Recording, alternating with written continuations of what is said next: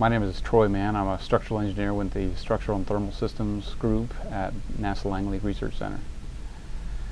I got involved with NASA in kind of a roundabout way. I started working outside the industry at Michelin Tire, and it was a good opportunity to learn quite a bit about technical organization and working with people, but in the end I didn't focus on my passion for space, and I realized that I wanted to marry my passion for space with what I'm doing daily.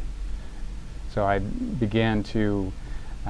went back to school. I got a degree in aerospace engineering and focused on making certain that I could find a way to make space something that I did every day.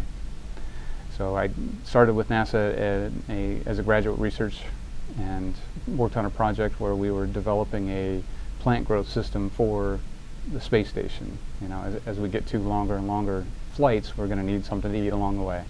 And so this was an opportunity for us to do that, to grow plants on space. And so I worked on the project. I got to develop a lot of the hardware. We built the hardware and we flew it on the space station, or flew it on the shuttle. I was able to watch the shuttle launch, and it was very exciting.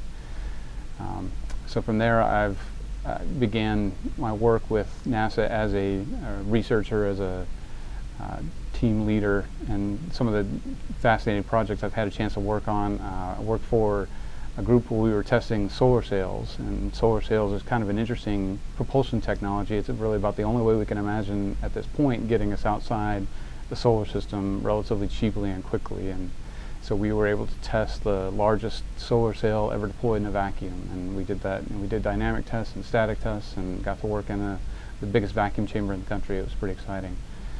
From there, I began to work on the replacement for the shuttle, and a couple projects there I've been working on. The Ares 1X was our first opportunity to test one of our concepts for the replacement of the shuttle, and we're moving back towards something that's more like the Apollo days of a capsule rather than a winged vehicle like the shuttle. And so Ares 1X was a test program that allowed us to fly something like that and test our capabilities.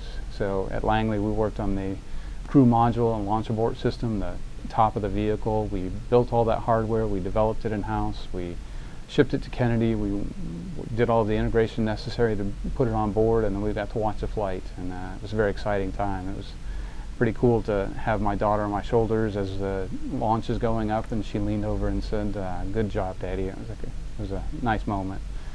From there, we're working on Ares 5, which is the replacement for the shuttle in terms of the heavy launch capability. So the vehicle now we need the capability to launch a lot more payload to orbit, and so the SLS, the Space Launch System, will replace the shuttle in that capacity and give us the opportunity to explore outside low Earth orbit to near Earth objects, to Mars, back to the Moon, all kinds of different places for us to go.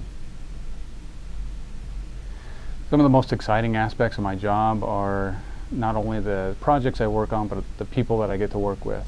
The NASA facilities and people, the capabilities of the center as a whole and the organization as a whole is pretty staggering. I'm continually impressed by the people that I work with, and where else can you work on projects where you get to watch the things go to the space station that you get to build, and you get to watch you get to develop the future.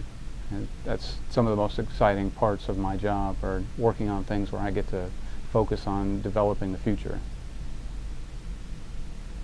A lot of the topics that I learned in school, I'm surprised at how often the topics that I learned in school continue to apply. A few days go by without having applied geometry, trigonometry, calculus, and in general I find that there are a lot of things that I continue to need to learn. There are things that I have to keep up to date with, and so I find a lot of times I'm learning even still. I still attend classes whenever I can, online or in person, to maintain a lot of the capabilities and increase my capabilities through different topics that I can apply every day.